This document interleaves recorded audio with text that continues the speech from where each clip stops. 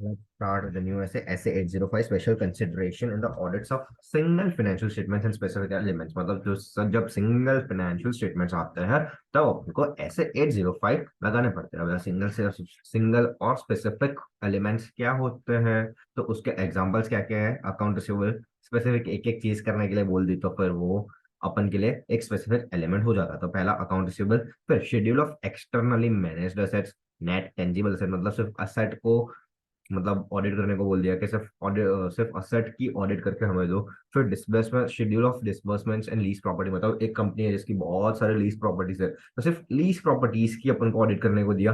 And the profit participation, it also includes related notes, जो भी related notes भी उसमें आती है वो सब भी अपन को चेक करनी होती है इन द स्पेसिफिक और the single financial statements. Now application of standards, तो पहले तो अपन को क्या देखना है कि एथिकल रिक्वायरमेंट्स कंप्लाई हो रही है कि नहीं। फिर और रिलेवेंट ऐसे as per relevant requirements follow हो रहे हैं कि नहीं। अगर कंप्लीट फाइनेंशियल स्टेटमेंट्स भी हम ही चेक कर रहे हैं तो भाई कोई इश्यू नहीं है, अपन कर सकते रहे हो। बट अगर सिंगल और स्पेसिफिक का ही अपन को मिली है तो डिटरमाइन द प्रैक्टिकेबिलिटी। अगर प्रैक्टिकेबिलिटी सॉल्व हो जाती है तो उसकी ऑडिट कर दो। तकलीफ तीन चीजों पे आती है, अंडरस्टैंडिंग पे आती है एज पर ऐसे 305। फिर second, evidence of general quality of accounting record. तो जब जनरल अकाउंटिंग मतलब इसमें क्या है कि auditor is compliance with the requirement of assets relevant to the audit of a single or may not practicable when the auditor is not also engaged to audit। मतलब वो determine practical मतलब जो, हाँ, अगर सिंगल स्पेसिफिक ऑडिट ही दी है तो उसमें वो सब चीजें करना प्रैक्टिकेबल नहीं है। तो auditor also does not have the audit evidence about the general quality of the accounting records or other accounting information that would be acquired in an audit of the entity's complete set of financial statement। Hence auditor may need further evidence to corroborate audit evidence acquired from the accounting records। मतलब जो general quality of accounting records जो अगर complete set of financial statements upon audit करते तो जो मिलते, और in comparison with अगर सिंगल कर रहे हैं तब कम मिलेंगे, तो उसके हिसाब से अपन को फर्दर ऑडिट एविडेंस अक्यूमुलेट करने पड़ेंगे। That is known as corroborative audit evidence accumulate करने पड़ेंगे। फिर in the case of an audit of a specific element, certain assets require work that may be disproportionate to the element that may be audited। मतलब जो अपन element काम element का audit कर रहे हैं उसके हिसाब से वो डिस्प्रोपोर्शनेट हो जाएगा वो ऐसे को इम्प्लीमेंट करना। For example, although the requirements of SA 570 are likely to be relevant in the circumstances of an audit of a schedule of accounts receivable, complying with those requirements may not be practicable because of the audit effort required। मतलब अगर ऐसे 5 से मतलब अगर debtors का है तो उसके हिसाब से अपन को देख सकते हैं कि भाई शायद ऐसे 570 गोइंग कंसर्न में ऑफेक्ट हो सकता है। बट उसके लिए अपन के पास बहुत सारा टाइम नहीं है कि हम पूरा पूरा चेक करने बैठे, तो उसमें थोड़ा तो ऊपर नीचे होगा। तो अगर कुछ भी कंप्लाइंग में नॉट बी रेलेवेंट तो अगर उसको ऑडिटर में discuss with management whether others type of engagement में भी प्रैक्टिकेबल। मतलब अगर ऐसा है तो कोई और टाइप का एंगेजमेंट कर सकता है, लाइक SRE मतलब रिव्यू करने की कोशिश दे दे। तो बस वही पॉइंट है कि भाई चलेगा।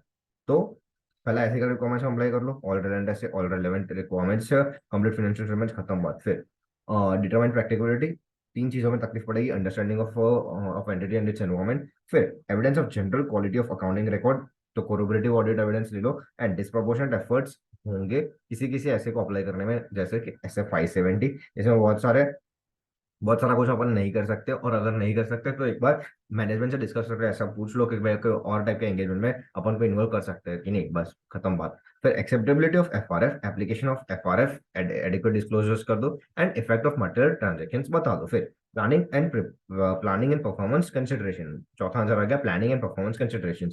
पहला तो ऑल एसेस रेलेवेंट जो भी है वो कंप्लाई हुए कि नहीं। फिर evidence in conjunction with complete set of financial statements है तो वो यूजफुल हो जाएंगे अगर हम ही ऑडिटर है। बट अगर नहीं है तो उसके उसके स्पेसिफिक एंगेजमेंट के रिगार्डिंग अपन को sufficient and appropriate audit evidence ढूंढना पड़ेगा।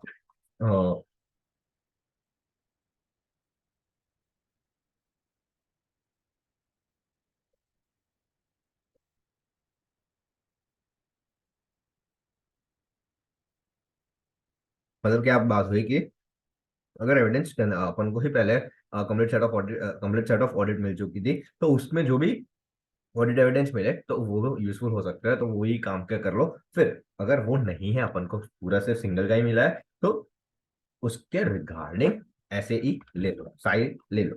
फिर अगर इंटर रिलेटेड है, ये थोड़ा सा है ना ट्रिकी वाला है। Inter related individual financial statements that comprise a complete set of financial and many of the elements of those FS including the related notes are interrelated. मतलब जो individual financial statements, जो complete set of financial statements and many of the elements of the financial statements can be interrelated. अगर वो interrelated है तो hence auditing a single specific or a specific element, auditor may not be able to consider the financial statements of the element in isolation. मतलब जब interrelated होता है तब isolation में उसको ही check करना ऐसा possible नहीं है.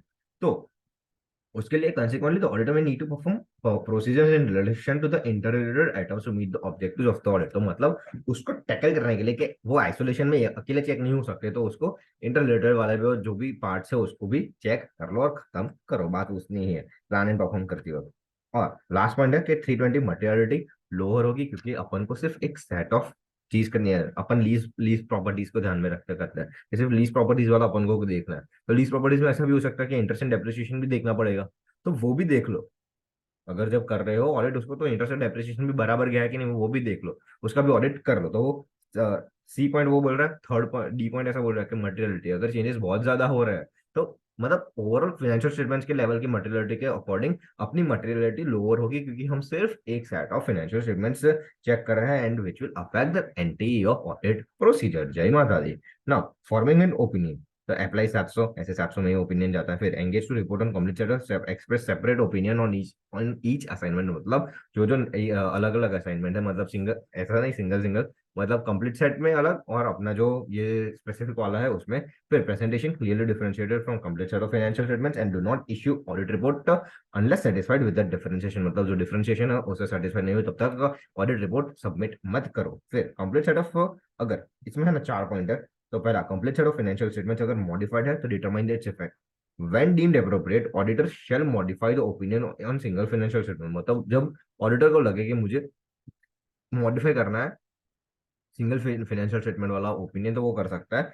And third point is if concludes if it concludes that it is necessary to express an adverse opinion on complete set of financial statements, SS 705 does not allow to include in same report unmodified opinion on single FL. मतलब ये क्या बोल रहा है कि अगर तुमने major complete set of financial statements में ऐसा बोल दिया कि भाई ये मॉडिफाइड है कि एडवर्स और डिस्क्लेमर दे दिया, तो उसके अकॉर्डिंगली उसके साथ ही तुम ऐसा नहीं बोल सकते कि ऐसे 700 के जो मैंने सिंगल वाला किया, स्पेसिफिक एलिमेंट वाला ऑडिट किया, तो वो अनमोडिफाइड है, तो ऐसा नहीं बोल सकते, अलाउड नहीं है. बट एक्सेप्शन है कि ये कब कब अलाउ होगा, जब जब it is not prohibited by law and regulation. जब लॉ एंड रेगुलेशन ने प्रोहिबिट नहीं किया, लास्ट के 2 ही महीने, पहला तो टाइम पास ही था.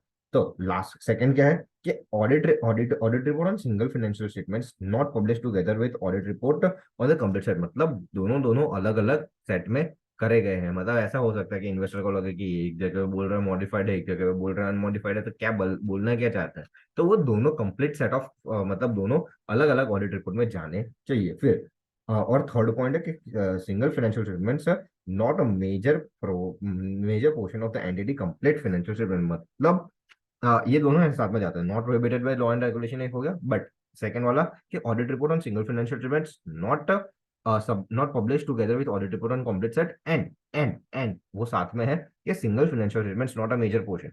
वो मेजर पोर्शन नहीं होना चाहिए of the complete financial statement. मतलब अगर तुम्हारी 500 करोड़ की है, 500 करोड़ की टोटल असेट है और उसमें से लीज होल्ड प्रॉपर्टी 400 करोड़ की है और उसमें बोल रहे हो कि अनमॉडिफाइड ओपिनियन है, बट पूरा बैलेंस शीट मॉडिफाइड में गया है, तो ये नहीं चलेगा. तो बस वही बोल रहा है, एकदम सिंपल पॉइंट है कि पहले लोअर रेगुलेशन प्रोहिबिट कर रहा है एंड सेकंड एंड थर्ड साथ में जाता है कि ऑडिट रिपोर्ट जो complete set and single set वाली है वो अलग अलग जाती है, और single financial statements is not a major portion of complete financial statements. But that was it. SA 805 special considerations, order of single financial statements and specific elements.